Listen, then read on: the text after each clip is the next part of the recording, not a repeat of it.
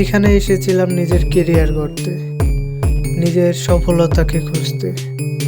এখানে এসেছিলাম নিজের বাস্তবতাকে রূপান্তর করতে, নিজের স্বপ্নের বাস্তবতা ফিরিয়ে আনতে। এই শহরটা শুধু আমার নয়, এই শহরটা আমার ফ্যামিলির।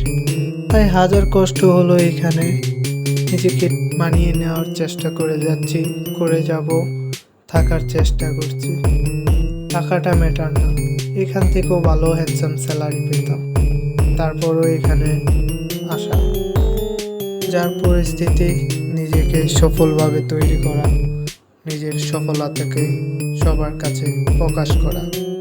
ভিডিও এডিটর একজন ভিডিও এডিটর না, একজন গোছানো গাছানো একটি ধারাবাহিক প্রতিবেদন তৈরি করা, যা পরবর্তী জনসাধারণের অর্থে মানুষের কাছে বার্তা পৌঁছিয়ে দেওয়া। দৈনিক নয়া দিগন্তকে অসংখ্য ধন্যবাদ। এই প্রতিষ্ঠানে এসে আমি নিজেকে গর্ব টিকে একজন সফলভাবে ভিডিও এডিটর হব। সবাই ভালো করে চেষ্টা করবেন যাতে নিজের কেরিয়ারটা করতে পারে। আমার কেরিয়ারটা হয়তো এখানে গড়বে, নয়তো আর বাকিটা বললাম না।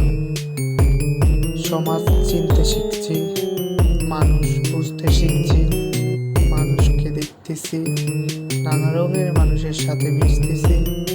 সবার ভাষা, সবার আচরণ সব কিছুই দেখতেছি।